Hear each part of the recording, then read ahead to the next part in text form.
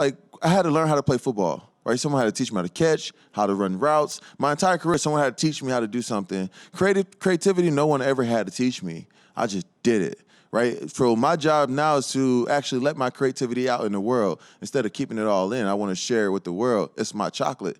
That's a Willy Wonka. Willy Wonka's my favorite person. His chocolate was amazing. My chocolate is my creativity. So when I was a kid, I was always a writer and I was always a maker. I always made things, and I was a hustler. So I made things, sold things, made things, sold things. Oh, we gotta know what you was selling. What would you pack? Oh, dinosaur toys. Like one period, there was one time I sold all my parents' bikes and my brother's bike. They weren't riding their bikes.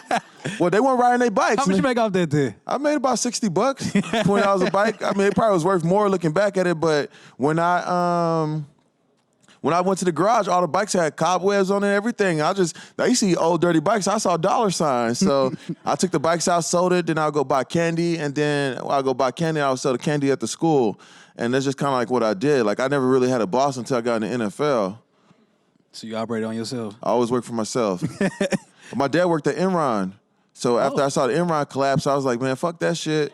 You ain't trying to do this. If I work, I'm going to start my own company. Man, they hit us hard. Christmas change. It was like the Grinch only came to our house. I was like, man, what's going on? Like, that whole experience for me, just watching my dad go through that, and I was just kind of like, when I get my chance, dog, I'm build my own company. Like, and that's kind of how I've always been driven to build my own thing. Even football, I didn't really like it because I knew that they could take it from me, right? If they don't want you to play, they could say, you're not playing anymore. I don't like that, you know what I'm saying? Like, I don't like operating under those terms. You know, I like to build my company and do my own thing. So with the NFL and everything, I felt like football always felt like it could end at any time because it was still out of my control regardless of what I did on the field for the most part. They still had to make decisions based on what they felt my value and worth was.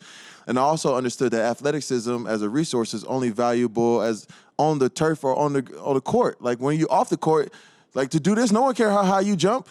You know what I'm saying? No one cares how fast you are in the tech world. No one cares what your spin move is like. You know, if you're a CEO of a Fortune 500, you don't go to, my spin move's nice. How about you sell those phones? You know what I'm saying? Like, no one cares if you're the lead designer, how hard you can hit a baseball. It's only valuable in those playing fields. So if you lose that game, where's your value in the world? And that's why a lot of guys feel like they're not valuable when they retire or move on from the sport.